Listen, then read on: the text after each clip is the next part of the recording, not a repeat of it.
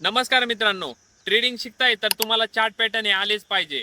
तर आजच्या व्हिडिओमध्ये आपण बघणारे काही महत्त्वाचे चार्ट पॅटर्न, नेमकी ते बनते कसे, त्यांना ट्रेड कसा करायचा आणि कोणत्या कोणत्या प्रकारचे चार्ट पॅटर्न आहे, हे सगळे कन्सेप्ट आपण या व्हिडिओमध्ये बघणार आहे. त्यामुळे या व्हिडिओला एंडपर्यंत बघा. आणि हा मित्रांनो, नवीन असतात तर सबस्क्राईब करा, कारण की इथं असेच इन्फॉर्मेटिव्ह व्हिडिओ कंटिन्यू येत राहणार आहे. हा आपला पार्ट 1 आहे, याचा पार्ट 2 पण येणार आहे. त्यामुळे आता सबस्क्राईब करून घ्या. तर चला आता जाऊ आपण स्क्रीनवर. तर सगळ्यात पहिले आपण बघू की नेमकी चार्ट पॅटर्न आहे तरी काय. आपण कॅन्डलस्टिक पॅटर्न बघितले होते. सिंगल कॅन्डलस्टिक पॅटर्न मध्ये बघा एक कॅन्डल बनायची, त्यानंतर दुसऱ्या कॅन्डलचं कन्फर्मेशन घेऊन आपण आपली बाय साईडला किंवा सेल साईडला एंट्री टाकायचो. त्यानंतर डबल कॅन्डलस्टिक पॅटर्न मध्ये बघा दोन कॅन्डल बनायच्या, त्यानंतर तिसऱ्या कॅन्डलचं आपण कन्फर्मेशन घेऊन आपण आपली तिथं एंट्री टाकायचो. त्यानंतर इथं बघा सेम तसंच आहे. इथं चार्टवर आपल्या काही पॅटर्न बनतात. आपल्याला ते पहिले पॅटर्न आयडेंटिफाय करायचे. त्यानंतर जर का ते बुलिश असेल तर तिथं आपण बाय साईडला एंट्री टाकतो, आणि जर का ते बेरिश असेल तर तिथं आपण सेल साईडला एंट्री टाकतो. इथं बघा स्क्रीनवर इथं लिहिलेलं आहे बुलिश, म्हणजे जे पण चार्ट पॅटर्न आपल्या या साईडला असणार आहे ते असणार आहे बुलिश चार्ट पॅटर्न. आणि इथं लिहिलेलं आहे बेरिश, म्हणजे जे पण चार्ट पॅटर्न आपल्या या साईडला असणार आहे ते असणार आहे बेरिश चार्ट पॅटर्न.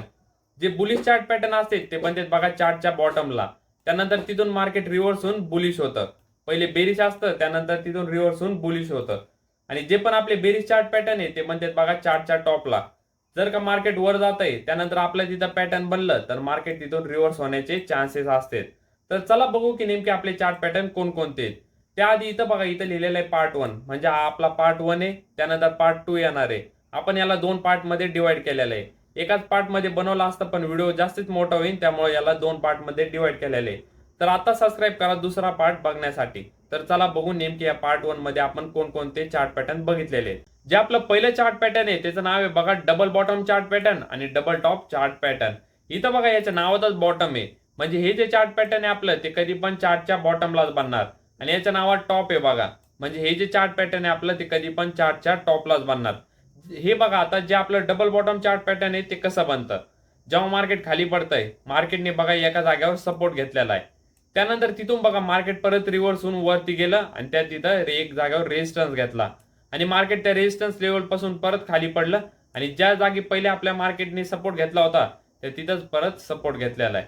इथं बघा मार्केटने परत तिथं सपोर्ट घेतला, त्यानंतर तिथून परत रिव्हर्स होऊन वर गेलं. आणि जसं ते आपल्या नेक लाईन पर्यंत गेलं, नेक लाईन म्हणजे तीच आपली रेजिस्टन्स जी लेवल आहे तिला तिथं नेक लाईन म्हणून लिहिलेलं आहे. इथं बघा मार्केट परत रेजिस्टन्स लेवल जवळ गेलं, आणि त्यानंतर इथं ज्या कॅन्डलने ब्रेकआउट दिला असेल तिथं आपण घेतो बाय साईडला एंट्री. त्यानंतर त्याच कॅन्डलच्या खालचा ठेवतो आपण आपला स्टॉप लॉस. आणि त्यानंतर आपण इथं टार्गेट किती घेतो ते आता बघा. आपल्याला इथून ह्या नेकलाईन पासून तर खाली जे आपली सपोर्ट लेवल आहे ते आपल्याला पहिले कॅल्क्युलेट करायचं आहे. ते कॅल्क्युलेट कसं करते ते जर का तुम्हाला माहित नसेल तर या आधीचा आपला व्हिडिओ बघा, त्यामध्ये मी सगळे टूल्स समजावलेले आहेत. त्या व्हिडिओमध्ये मी सांगितलेलं आहे की नेमके आपण हे कॅल्क्युलेट कसं करू शकतो. तर त्यांनी हे कॅल्क्युलेट करायचं आणि तसंच आपण वरच्या साईडला पण ते मोजून घ्यायचं. जेवढं खाली भरलेलं आहे तेवढंच आपण वर पण कॅल्क्युलेट करतो, आणि तेवढंच आपण त्या लेवल पर्यंतच इथं टार्गेट घेतो. त्यानंतर इथं बघा डबल बॉटम मध्ये पण तसंच आहे आणि डबल टॉप मध्ये पण तसंच आहे. डबल टॉप मध्ये बघा मार्केट वर जात आहे, त्यानंतर मार्केटने बघा एका जागेवर रेजिस्टन्स घेतलेला आहे. इथं बघा खाली सपोर्ट घेतला होता, इथं रेजिस्टन्स घेतलेला आहे. हे लेवलला मार्केटने रेजिस्टन्स घेतला, त्यानंतर मार्केट परत रिव्हर्स झालं आणि खाली आलं नेक लाईन पर्यंत. आणि इथं मार्केटने घेतलेला आहे बघा सपोर्ट. वर असतोय रेजिस्टन्स, खाली असतोय सपोर्ट. इथं सपोर्ट घेतलेला आहे, परत मार्केट तिथून वर गेलं रिव्हर्स होऊन. आणि त्यानंतर जी आपली वरची जी रेजिस्टन्स लेवल आहे तिथून मार्केट परत खाली आलं सपोर्ट लेवल पर्यंत. आणि ज्या पण कॅन्डलने इथं सपोर्ट लेवलला ब्रेक केला, खाली गेली कॅन्डल, जिथं कॅन्डलने क्लोज केलंय तिथं घेतो आपण आपली एंट्री. आणि तिचा जो हाय असन तिथं ठेवतो आपण आपला स्टॉप लॉस. आणि आपण टार्गेट पण इथं तेवढंच घेतो. आपण पहिले हे मेजर करतो किती, हे आपल्याला पहिले मोजून घ्यायचंय किती, आणि तेवढंच टार्गेट आपल्याला खाली घ्यायचंय. तर चला बघू की नेमकी हे पॅटर्न चार्टवर कसं दिसतं. जे आपल्या कॅन्डलस्टिक पॅटर्नचा चार्ट आहे त्याच्यावर हे पॅटर्न कसं दिसतं ते बघू आता. चला इथं बघा, इथं आपल्याला एक डाऊन ट्रेंड बघायला भेटतो. या डाऊन ट्रेंड नंतर मार्केटने या लेवलला घेतलेला आहे बघा इथं सपोर्ट.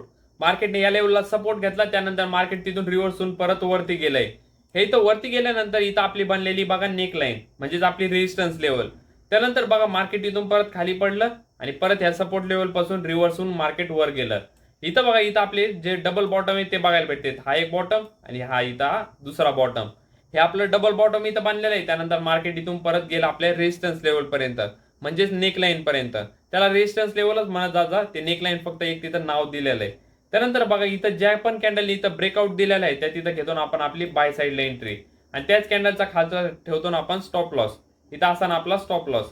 आता इथं बघा टार्गेट केवढं घ्यायचं आपल्याला हे मेजर करून घ्यायचंय. हे मेजर करायचंय किती हे मेजर केल्यानंतर आपल्याला तेवढंच इथं वरती टार्गेट घ्यायचंय. इथून वरती आपल्याला तेवढं टार्गेट घ्यायचंय. स्टॉक बघा आपला किती वर गेलेला आहे. आपल्याला एवढी रॅली पकडता येणार नाही, त्यामुळे आपल्याला स्टॉप लॉस कसा ट्रेल करते ते माहिती पाहिजे. त्याच्यावर पण आपण व्हिडिओ बनवूनच देऊ. स्टॉप लॉस ट्रेल करत करत आपण वरची पूर्ण रॅली कॅप्चर करू शकतो. तर चला बघू आपलं जे डबल टॉप पॅटर्न आहे ते कसं दिसतं चार्टवर. स्टॉक एक अप ट्रेंड मध्ये असताना स्टॉक ह्या लेवलला तिने घेतलेला आहे रेजिस्टन्स घेतला. इथं आपला एक टॉप बनवला. त्यानंतर परत तिथून बघा खाली आलं थोडं मार्केट आणि हे इथं बनवलेली आपली नेकलाईन म्हणजेच आपली सपोर्ट लेवल आणि तिथून परत थोडासा वरती गेला स्टॉक. इथं बनवला आपला दुसरा टॉप म्हणजेच हे झालं डबल टॉप. त्यानंतर थोडासा खाली आला अजून आणि हे इथं बनवलेली आपली जी ब्रेकआउट कॅन्डल आहे ती इथं बनलेली आहे बघा. त्यानंतर इथं आपल्याला घ्यायची इथं सेल साईडला एंट्री, इथं ठेवायचं आपल्याला स्टॉप लॉस. इथं बघा मार्केट खाली गेलं आणि त्यानंतर इथं परत वरती आलेलं आहे. मार्केट इथं वरती आलंय रिटेस्ट करण्यासाठी. आता बघा मित्रांनो, बरेच जण म्हणते रिटेस्ट केल्याशिवाय एंट्री नाही घ्यायची. पण जर का तुम्ही हा डेटा बॅक टेस्ट केला तर बऱ्याच जागी आपला जो हे जे पॅटर्न आहे ते रिटेस्ट करतच नाही, ते डायरेक्ट शार्प फॉल करतं. त्यामुळे आपण डायरेक्ट एंट्री घेऊन टाकायची आणि त्यानंतर बघा रिटेस्ट आलं तरी पण काही नाही, इथं रिटेस्ट करा मार्केट आणि इथून बघा डायरेक्ट किती मोठा फॉल दाखवलेला आहे. आता बघा इथं टार्गेट केवढं घ्यायचंय आपल्याला हे कॅल्क्युलेट करायचं. हे किती याची जेवढी हाईट असेल तेवढंच आपल्याला खाली टार्गेट घ्यायचंय. आता इथं बघा जास्तीत मोठा फॉल दिलेला आहे मार्केटने. तर चला बघू की नेमके आपले अजून दुसरे जे पॅटर्न आहे ते कसे दिसते. आता जे पॅटर्न आपण बघणार आहे त्याचं नाव आहे बघा इनव्हर्स हेड अँड शोल्डर आणि head and shoulder. Head and shoulder म्हणजे काय, हे दोन आपले खांदे आहे बघा आणि त्यानंतर हे आपलं हेड म्हणजे डोकं. त्यामुळेच असं नाव दिलेलं आहे की लवकर असं कळून जाव की हे पॅटर्न इथं बनलेलं आहे म्हणून हेड अँड शोल्डर असं त्यांनी नाव दिलेलं आहे. इथं बघू की नेमके आपलं हे inverse head and shoulder pattern बनतं कसं. इथं बघा एक स्टॉक आहे तो आता सध्या डाऊन ट्रेंड मध्ये. त्यानंतर त्यांनी काय केलं, इथं गेला तो आणि त्यांनी इथं सपोर्ट घेतलेला आहे. हे लेवलला त्यांनी सपोर्ट घेतला. इथं त्यांनी सपोर्ट घेतला आणि तिथं बनला आपला एक लेफ्ट शोल्डर. त्यानंतर बघा तो तिथून वरती गेला आणि त्यांनी बनवलं इथं एक रेजिस्टन्स म्हणजेच ती आपली जी नेक लाईन आहे त्याला आपण रेजिस्टन्स म्हणतो.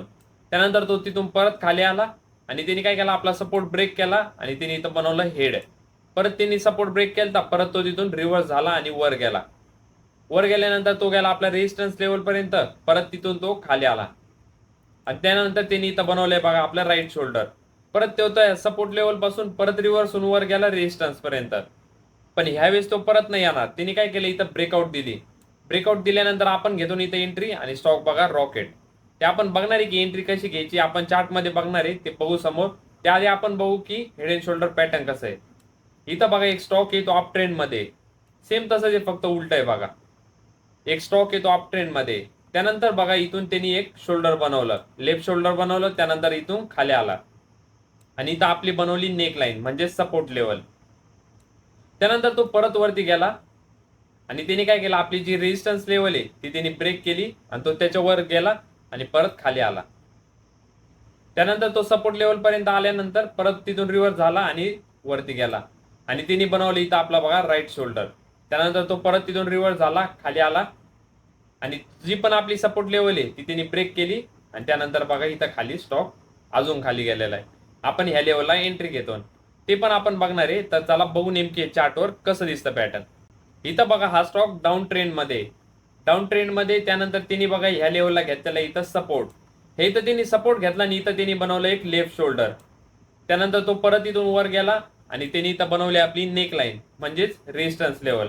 त्यानंतर तो परत तिथून खाली आला आणि त्यांनी इथं बनवला आपलं हेड आणि एक शोल्डर झालेलं आहे. परत त्यानंतर तो तिथून परत वर गेला आणि हा गेला रेजिस्टन्स पर्यंत. परत त्यांनी तिथं रेजिस्टन्स घेतलं, परत खाली आला सपोर्ट पर्यंत आणि इथं बनवलं बघा राईट शोल्डर बनवल्यानंतर तो परत वर गेला. आता तो इथून परत रिव्हर्स नाही झाला, एका स्ट्रॉंग कॅन्डलनी त्याचा ब्रेकआउट झाल्यावर आपण घेतो इथं बाय साईडला एंट्री. इथं ठेवतो आपण आपला स्टॉप लॉस. त्यानंतर टार्गेट किती ठेवतो बघा. आपल्याला हे इथंची जी हाईट आहे ही मोजून घ्यायची. जे टूल बॉक्स असतो त्याने आपण ही हाईट मोजून घ्यायची. टूल मध्ये एक बघा मेजर म्हणून ऑप्शन आहे. जर का ते तुम्हाला माहित नसेल तर ते मागचा व्हिडिओ बघून घ्या, त्यामध्ये मी सांगितलेलं आहे. त्या मेजरने आपण ही हाईट मेजर करतो. त्यानंतर आपण तेवढंच टार्गेट वरती घेतो. आता ह्या लेवल पासून बघा जे पण टार्गेट आहे ते आपण इथं घेतो आणि ते आपल्याला भेटलेलं आहे. तर चला बघू की नेमकं आपलं हेड अँड शोल्डर पॅटर्न चार्टवर कसं दिसतं. इथं बघा स्टॉक एक अप ट्रेंड मध्ये, स्टॉक अप ट्रेंड मध्ये असताना इथं बघा ह्या झोन जवळ त्यांनी घेतलेलं इथं रेजिस्टन्स. जेव्हा त्यांनी इथं रेजिस्टन्स घेतलं इथं बघा त्यांनी लेफ्ट शोल्डर बनवलेलं आहे. त्यानंतर तो तिथून परत खाली आला, त्यानंतर परत तो वरती गेला. त्यांनी ते ब्रेक केलं रेजिस्टन्स आणि परत तो खाली आला. त्यानंतर तो परत खाली आला. इथं बघा ही आपली नेक लाईन आहे. आता इथं बघा थोडी नेक लाईन खाली वर आहे. तसं पण चालतं, असं नाही की सगळं सेमच पाहिजे. शोल्डर जरी जरा खालीवर असेल तरी पण चालतं. तसं काही नाही की एक वरची जरी असले खाली जरी असलं तरी काय अडचण नाही. तरी पण तिथं पॅटर्न चांगलं वर्क करतं. इथं बघा परत तो खाली आला, परत तो तिथून वरती गेला. त्यानंतर इथं बनवलं आपलं राईट शोल्डर. त्यानंतर इथं बघा किती स्ट्रॉंग कॅन्डलनी ब्रेकआउट दिलेला आहे, सॉरी ब्रेकडाऊन दिलेला आहे. इथं बघा ह्या कॅन्डलनी ब्रेकडाऊन दिला. इथं टाकतो ना आपण आपली सेल साईडला एंट्री, इथं ठेवतो ना आपण आपला स्टॉप लॉस. त्यानंतर आपण टार्गेट केवढं घेतो, जेवढी हे हाईट आहे तेवढं आपण याचं टार्गेट घेतो आणि ते पण आपल्याला बघा इथं खाली भेटलेलं आहे. तर चला बघू आपले जे पुढचे पॅटर्न आहे ते कोणते कोणते आहेत. अजून जे आपलं तिसरं चार्ट पॅटर्न आहे त्याचं नाव आहे बघा cup and handle chart pattern. हे दिसायला सेम कप सारखंच आहे. आपण चहा पितो बघा कपामध्ये, सेम हे दिसायला त्यासारखेच आहे. कप बघा असा दिसतो. इथं बघू की नेमकी हे cup and handle chart pattern बनतं कसं. इथं बघा एक स्टॉक येतो सध्या अप ट्रेंड मध्ये. अप ट्रेंड मध्ये असताना तो गेला एका हाय लेवलला, म्हणजे त्यांनी बनवला एक रेजिस्टन्स लेवल. तो एका रेजिस्टन्स लेवल पर्यंत गेला, परत त्या तिथून तो खाली आला आणि तो एका कपच्या आकारातच तो मुवमेंट देत राहिला. इथं बघा एका कपच्या आकारात मुवमेंट देत राहिला. त्यानंतर तो परत गेला आपल्या रेजिस्टन्स लेवल पर्यंत, पण त्याला काही ती लेवल ब्रेक झाली नाही. परत तो तिथून खाली आला आणि जे आपलं हँडल आहे ते बनवलं त्यांनी, म्हणजे जे एका हँडलच्या आकारात तो मुवमेंट करत राहिला. त्यानंतर परत तो गेला आपल्या रेजिस्टन्स लेवल पर्यंत आणि त्यावेळेला त्यांनी रेजिस्टन्स लेवल ब्रेक केली. त्यांनी बघा ही लेवल ब्रेक केली, त्यानंतर वर गेला, त्यानंतर रिटेस्ट केलं आणि बघा आपला स्टॉक परत रॉकेट. तर तसंच आपलं जे दुसरं आहे इनवर्स कप अँड हँडल, हे सेम तसंच आहे. कप उलटा केल्यावर कसा दिसतो हे तसं दिसतं. इथं बघा एक स्टॉक येतो सध्या डाऊन ट्रेंड मध्ये. त्यानंतर तो खाली आला, त्यांनी बनवली एक सपोर्ट लेवल. सपोर्ट लेवल बनवल्यानंतर बघा तो एका कपच्या आकारातच मुवमेंट देत राहिला.